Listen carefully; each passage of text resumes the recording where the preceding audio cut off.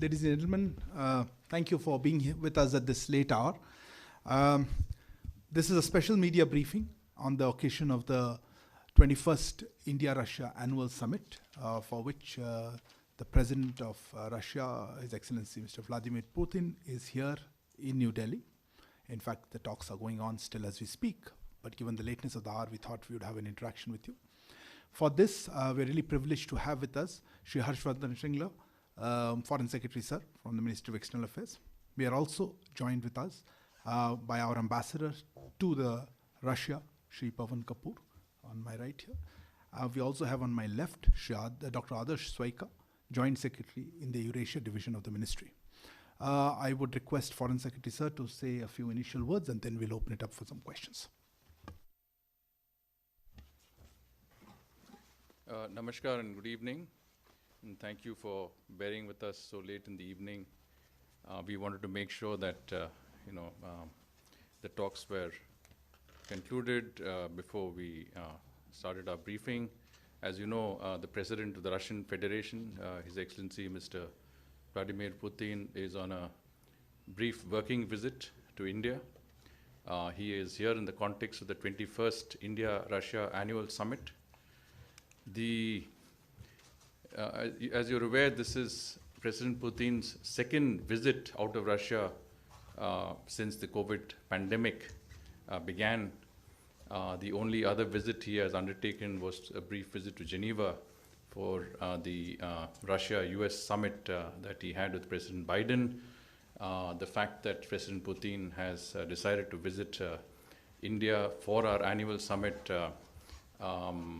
exceptionally is an indication of the importance he attaches to the bilateral relationship and, of course, his personal rapport with Prime Minister Shri Narendra Modi ji. You're also aware that President Putin had conferred Russia's highest civilian award on the Prime Minister in 2019. The visit of President Putin is short, but nonetheless highly productive, highly substantive. There were excellent discussions between the two leaders, and much of this will be reflected in the outcome document that is expected to be issued shortly. The visit concluded in a joint statement titled India-Russia Partnership for Peace, Progress and Prosperity. The joint statement captures the state and future potential of our relationship.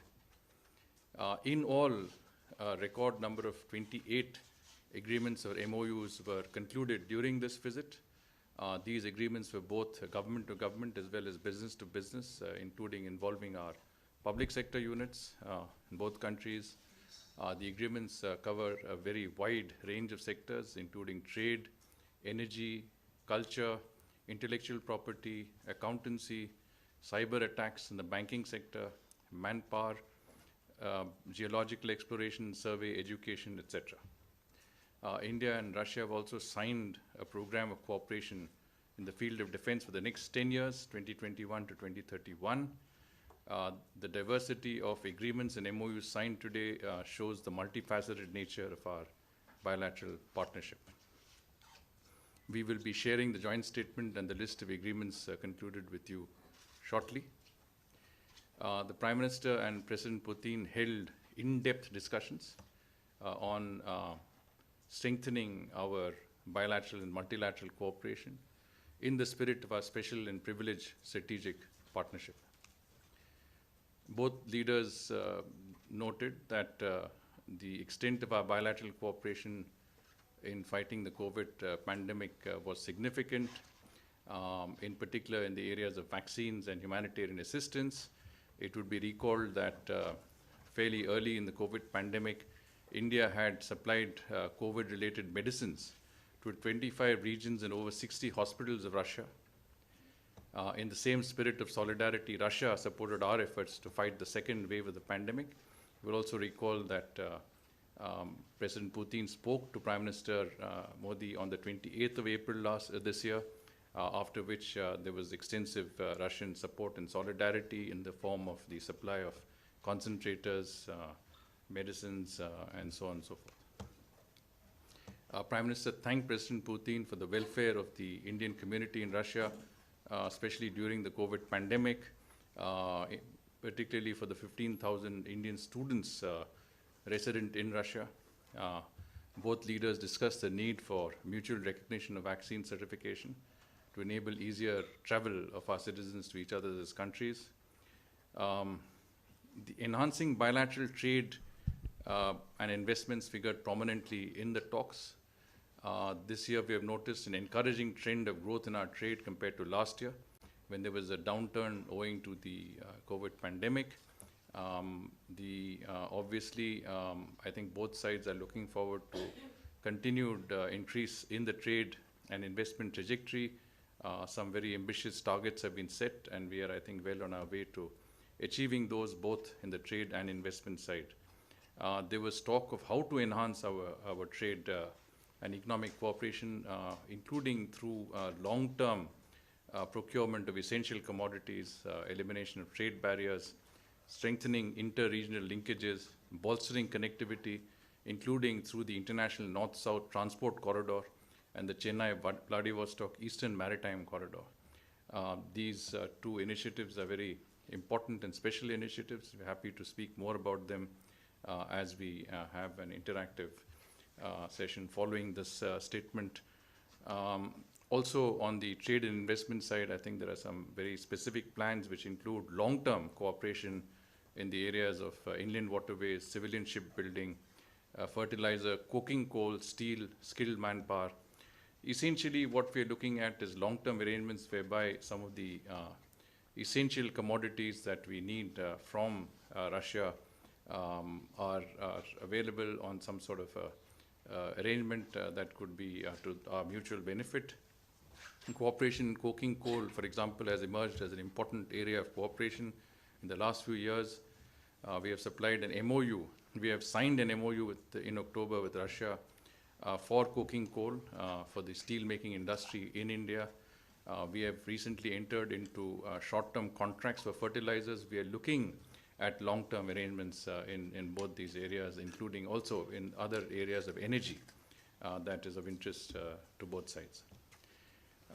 There was a discussion on follow-up to cooperation in the Russian Far East. You will recall that Prime Minister had visited Vladivostok in 2009 for the last annual summit, where he was also guest of honor at the Eastern Economic Forum in Vladivostok.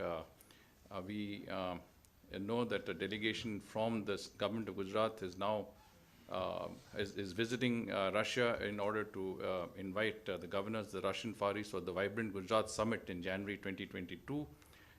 There are a number of other areas of cooperation there which are progressing, and I think the leaders had opportunity to take stock of that. There was also discussion in detail about our cooperation in the strategic area of energy.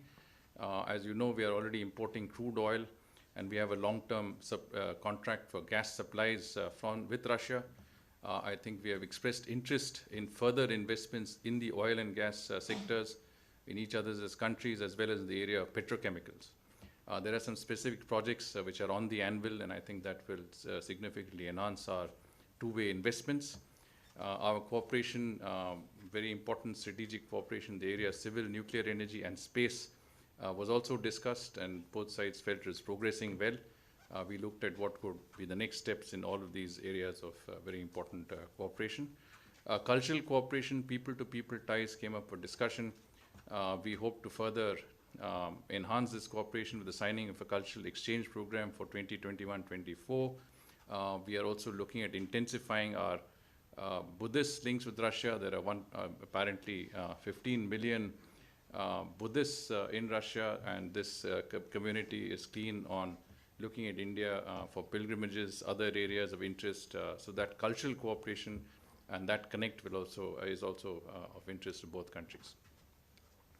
The President Putin and the Prime Minister exchanged views on regional and international issues of common interest.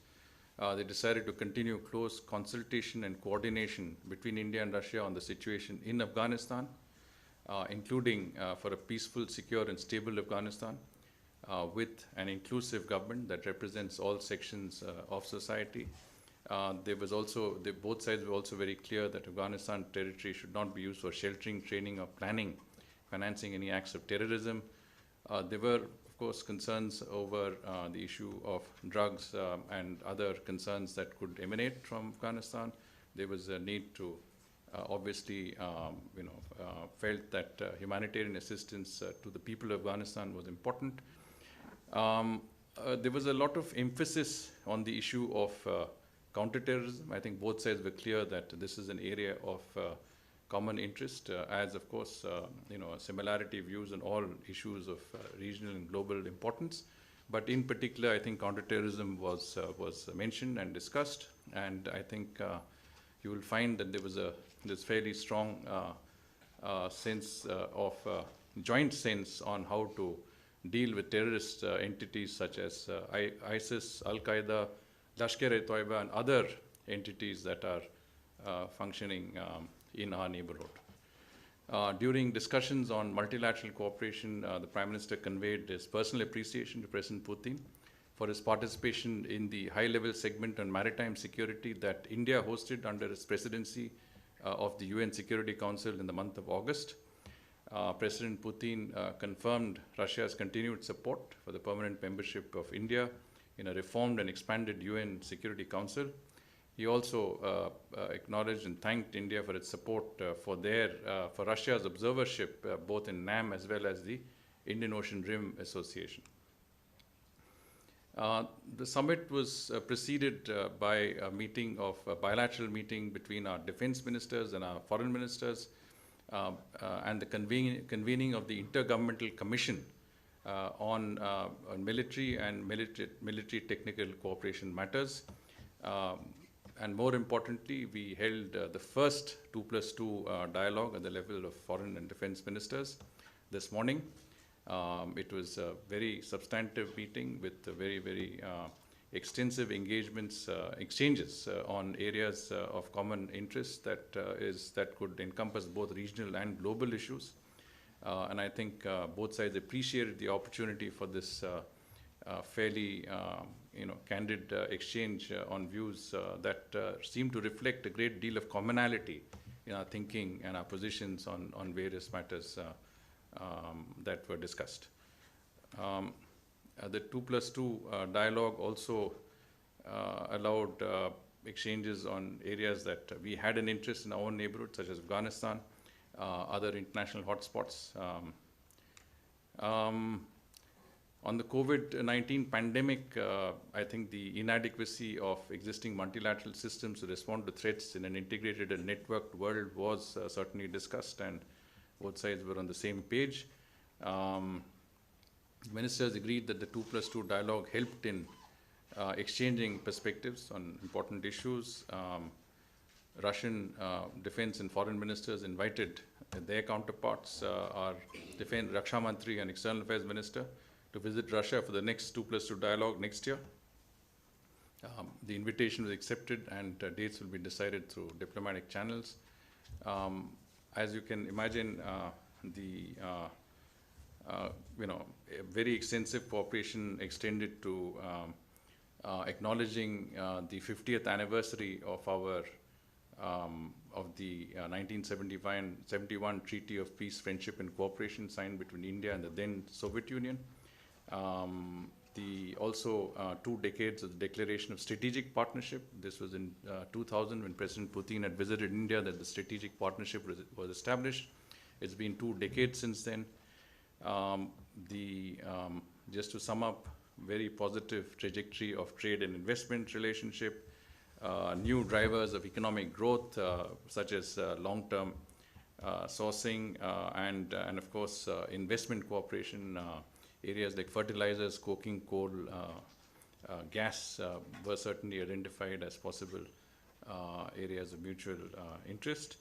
I think there was a sense that Russian companies could enhance their involvement in the 13 key sectors of the production-linked incentive scheme of the Government of India under our Atmanirbhar Bharat program and Make in India initiatives. There was a greater intensity of inter-regional dialogue on economic cooperation between the states, our states and the regions of Russia. I did mention about the Vibrant Gujarat initiative involving the Russian Far East. As an example, there was some reference to this. There was, of course, a very important development in the signing of the military cooperation program for the next 10 years. We also concluded the joint production of the AK-203 rifles. As you know, this has been under discussion for some time. This agreement was also concluded to satisfaction. It is another example of joint manufacturing under the Make in India program, greater involvement of Russia in investing in India jointly with Indian companies. The international north-south corridor, as I mentioned, provides a very, very cost-effective, faster multimodal transportation between Russia, Central Asia, Iran, and India using the Chabahar port, and that connectivity is something that is under discussion between the two sides as well as our other partners, including Iran and Central Asian states. There was appreciation on the space program, training of 4 Indian cosmonauts who are on the Gaganyaan mission. They've concluded their training, but there is many other areas of cooperation with Russia in the space sector, including joint development, joint R&D, etc. In terms of, I mentioned about the importance attached to terrorism by both sides, including the fact that both sides stressed on the need to address the scourge of cross-border terrorism. I think both sides shared their commitment to fight against international terrorism, the need for concerted action against all terrorist groups, including those proscribed by the United Nations. Both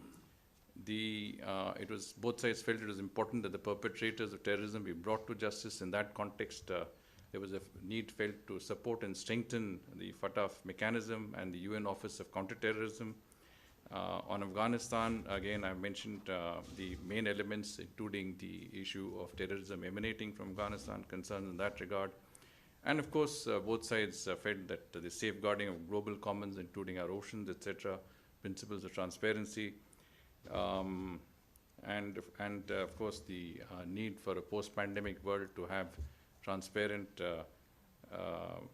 reliable and resilient supply chains was also discussed. So this is in very brief. Of course, we'll be happy to respond to questions now. Thank you. Thank you very much, sir, for such a comprehensive overview. We'll take a few questions now, but please introduce yourself and the outlet that you start off with. Pranay, please. Foreign secretary, मेरा सवाल 2+2 dialogue को लेकर है. उसमें भारत की तरफ से जब चीन ईस्टर्न लद्दाख के टेंशन को लेकर उठाया गया मुद्दा, तो रशिया की तरफ से क्या कहा गया, क्या उसमें सहमति जताई गई, और दूसरा रशिया की तरफ से जब ऑकस को लेकर टिप्पणी की गई, तो क्या भारत वो कंसर्न शेयर करता है कि ऑस्ट्रेलिया को न्यूक्लियर पावर सबमरीन की सप्लाई जो है वो इस इलाके में और आसियान रीजन को न्यूक्लियराइज करने की का खतरा पैदा कर सकती है?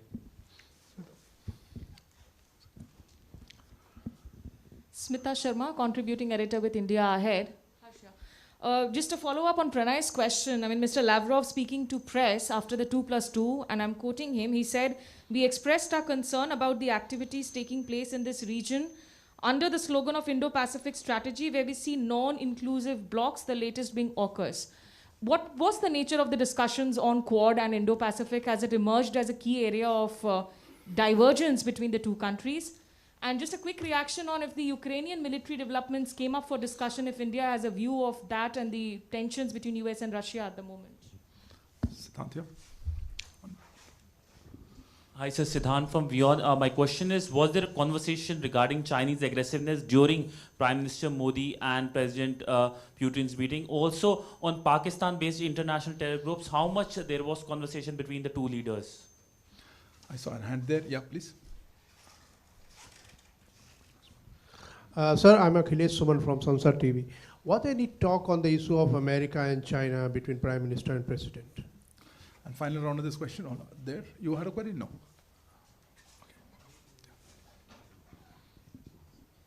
Mujib Mashal from the New York Times.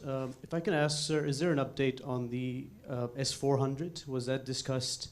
And what is the latest on that? And And how do you balance that with the U.S. threats of sanctions if India continues with that deal? So I think we'll take this round of questions. If permit. So let me try and respond to some of these. Some questions do overlap, and I'll try and respond in in general terms. I think the issue, one of the issues raised was, concern about the Indo-Pacific strategy. Here, I would say that the discussions at the 2+2 were quite extensive, covered a very wide range of areas. We discussed Southeast Asia, ASEAN, and of course we did discuss the Indo-Pacific and India security concerns.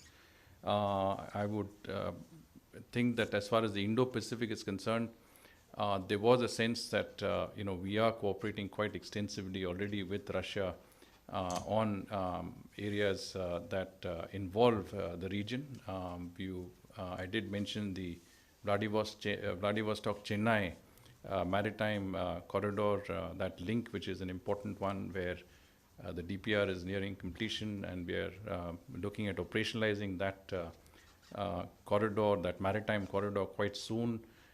We are working, we've also discussed with Russia on extending our cooperation in the Indian Ocean region also, maritime cooperation. So we're working with Russia in the region. But on all issues that have been mentioned, Pranay आपने भी चीन के बारे में जिक्र किया था, eastern Ladakh की जो अभी जो समस्या जो स्थिति वहाँ पे है, इसके बारे में चर्चा के बारे में आपने जिक्र किया. तो ये मैं कह सकता हूँ कि जितने भी मुद्दे थे इंडो पैसिफिक और जो हमारे सुरक्षा के अनुसार जो कंसर्न्स थे, वो सब डिस्कस किए गए हैं, और इससे ज़्यादा मैं अभी कह नहीं पाऊँगा. With regard to, I think, the issue of Pak-based terror groups, I think this is the question that Siddhant had raised. As I told you, there was a strong convergence on the issue of counterterrorism. There was a sense by both sides that strong action needed to be taken by the international community to address the issue of terrorism, particularly cross-border terrorism. Specific reference was made to the Lashkar-e-Toiba and other groups operating in our region. I think you can understand from this that there was the fullest sense that all those responsible for terrorism in our neighborhood need to be certainly taken into account by the international community. With regard to the Ukrainian military developments, I think Smita had asked that question. In the 2+2, I think the Russian side did provide a briefing on that situation.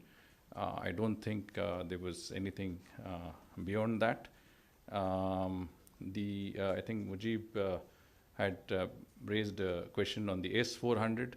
I think there was a sense that the S-400, which, as you're aware, is a legacy contract going back to 2018, and in fact discussed well before that. Supplies have begun this month and will continue to happen.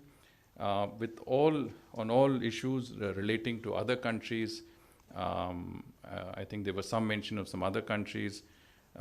It is important to note that whether it is us or Russia, we conduct an independent foreign policy, and I don't think we need to look at our relationship in the light of any other relationship that is there.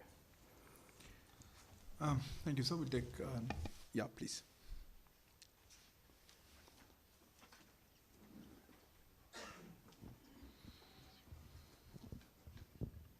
Sir, Nainima Basu from The Print. Just wanted to understand what were the discussions around CATSA, and also were there any discussion on humanitarian assistance legitimacy to the Taliban government? What was the conversation around that? Thank you. Any other questions? Otherwise, yeah, okay, please. Okay, one here and then.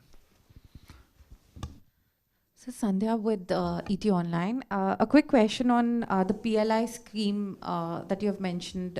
Which are the Russian companies or which are the sectors that India is looking to collaborate on Make in India? Thanks.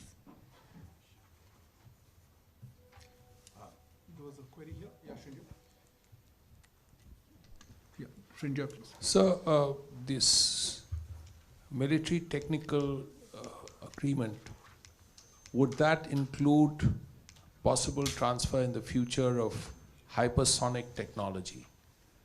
And there's always been talk, particularly from the Russian side, of transfer on lease of Amur class submarines, and the Akula class submarines, sorry. And one was here, one is under discussion, a third is on offer. Was any discussions on that during the 2+2? Okay, last round of questions here. Okay.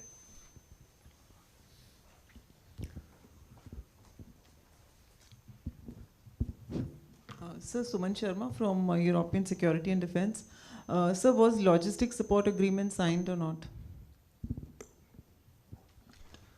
Okay, so if I could, we'll close with that. Well, let's start with RELOS, the Reciprocal Logistical Support Agreement. We signed 28 agreements. We are working on a very wide canvas of agreements, including a military cooperation agreement for the next 10 years, the joint manufacture of AK-47, AK-203 in India. The issue of RELOS has been put off for some time because there is still a few issues that we need to discuss further. So I think we will be concluding it the earliest possible, but it was not concluded during this visit. With regard to CATSA, I don't think this issue came up at all. I did mention about the S-400. On humanitarian assistance in Afghanistan, I think both sides agreed that humanitarian assistance for the people of Afghanistan would be called for, and that both sides were making efforts to provide that essential support to the Afghan people. The question of legitimacy of the government, I think, did not come up at all. The issue really was whether we should be extending humanitarian assistance.